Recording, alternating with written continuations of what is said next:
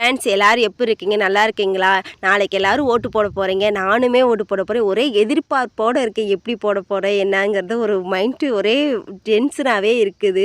இந்த சுதந்திர நாட்டில் எல்லாத்துக்குமே சுதந்திரம் இருக்குங்க. உரிமையே இருக்குங்க. பேச்சு உரிமை, ஆடை உரிமை, எழுத்துரிமை அப்படின்னு நிறைய இருக்குங்க. அதே மாதிரி ஓட்டு போடுறது உங்களோட உரிமைங்க. உங்கள் ஓட்டு உங்கள் உரிமைங்க. அதை பார்த்து போடுங்க தான் சொல்கிறேன். அடுத்த ஜென்ரேஷனாவது நல்லா இருக்கட்டுங்க. கொஞ்சம் அடுத்த தலைமுறைக்கு கொஞ்சம் வழிவிட்டு இருங்க. தலைமுறைகள் எல்லாமே வாழ்ந்துட்டாங்க. அவங்கள கட்சி எல்லாமே ஆண்டு முடிச்சிட்டாங்க. அடுத்தடுத்த தலைமுறைக்கு தான் வந்திருக்காங்க. அந்தந்த கட்சியிலையுமே சரி, புதுசாக ஆரம்பிக்கிறவங்களுக்கு ஒரு வாய்ப்புகள் நம்ம கொடுத்து தான் பார்ப்போமே. அந்த ஜென்ரேஷன் எப்படின்னா, அம்மாவும் சரி ஐயாவும் சரி அவங்களுக்கே தான் நம்ம வாய்ப்புகள் கொடுத்துருந்தோம். விஜயகாந்த் சாருக்கு ஒரு வாய்ப்பு கூட நம்ம கொடுக்கவே இல்லை.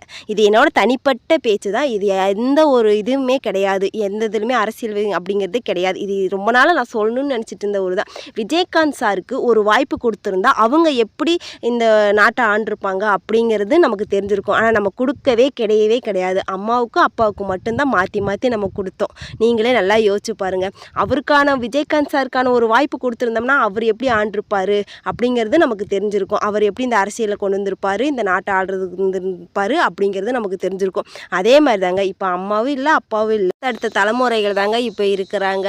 அவங்க மேலே வச்சிருக்க நம்பிக்கை கூட ஏன் நம்ம புதுசாக ஆரம்பிக்கிறவங்க மேலே நம்பிக்கை வைக்க மாட்டேங்கிறோம். எல்லாருமே மக்களுக்கு உதவி பண்ணணும் தாங்க நினைக்கிறாங்க. யாருமே உதவி பண்ணலை அப்படின்னு சொல்லவே மாட்டேங்கிறாங்க. அம்மா அப்பா வந்தால் நல்லாயிருக்கும் அப்படிங்கிற ஒரு மைண்ட் செட்லேயே நம்ம அடுத்தடுத்த ஆட்சியில் அவங்க 2 பேர்த்த மட்டுமே தாங்க மாற்றி மாற்றி நம்ம உட்கார வச்சுருக்கோம். ஏன் விஜயகாந்த் சாருக்கு ஒரு வாய்ப்பு கொடுத்துருந்தா அவங்க எப்படி ஆண்டிருப்பாங்கன்னு நமக்கு தெரிஞ்சிருக்கும். அதை நம்ம பண்ணவே கிடையாது.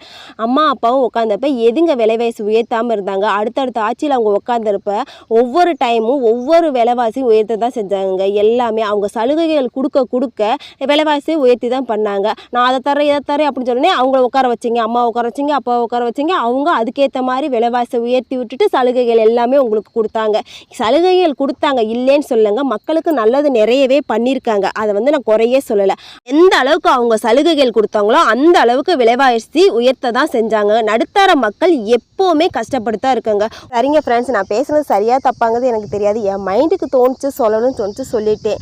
அம்மாவுக்கும் அப்பாவுக்கும் கொடுத்த வாய்ப்புகள் எல்லாமே அடுத்தடுத்த தலைமுறைக்கு நீங்கள் கொடுத்தீங்க. விஜயகாந்த் சாருக்கு ஒரு வாய்ப்பு கொடுத்துருந்தா அவர் எப்படி ஆண்டிருப்பான்னு தெரிஞ்சிருக்கும். அதே மாதிரி விஜய் சாருக்கு நீங்கள் ஒரு வாய்ப்புகள் கொடுங்கன்னு தான் நான் சொல்லுவேன். என்னை பொறுத்தளவுக்கும் இது சரியா தப்பா, நீ பேசுனது தப்பாக இருந்தாலும் கமெண்டில் சொல்லுங்கள், இல்லை சரிம்மா அப்படின்னு இருந்தாலும் கமெண்டில் சொல்லுங்கள். ஓகே ஃப்ரெண்ட்ஸ், என்னோட சேனலுக்கு like and share support subscribe பண்ணிக்கோங்க. டாட்டா பை பை. எல்லாரும் ஹாப்பியாக இருங்க. ஹாப்பி